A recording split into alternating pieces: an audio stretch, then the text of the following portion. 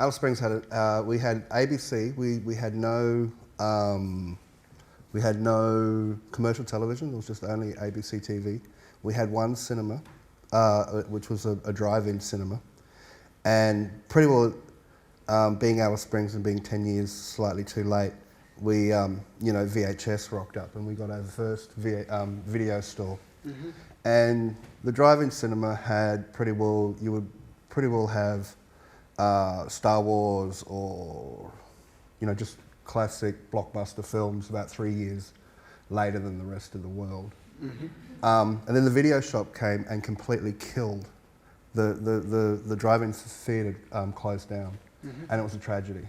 But for me, it was probably the greatest thing to ever happen, because in the corner of the video shop was this VHS called Another State of Mind, which for me, I was, trying to break out of, I didn't know who the hell I was. I didn't know, you know what I mean? Mm-hmm. I didn't want to go and get naked and live under a tree and be traditional. I didn't want to play football, which is pretty well.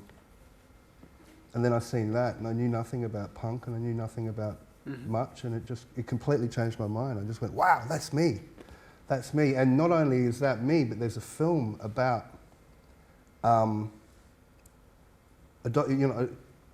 certain form of film that I would have never seen at the cinema, which is documentary. Mm. There's an amazing sequence in that where, they go on this road trip, these three bands, and it's freaky because it's, you just look at them and there's this sort of white middle class kind of stigma that they're trying to throw away and become misrepresented and misunderstood in a sense, and you know what I mean. And punk kind of created its own problems in a sense, and it liked to do that to itself.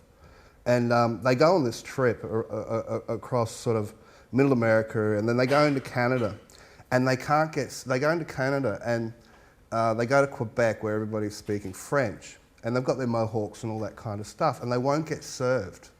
And it's kind of how I felt in Alice Springs, you know what I mean? Mm. But it was, it was because of who I am and, where I come from in a sense, rather than because I wore a mohawk and pierced my eyebrows, you know what I mean? You had a mohawk? No, no.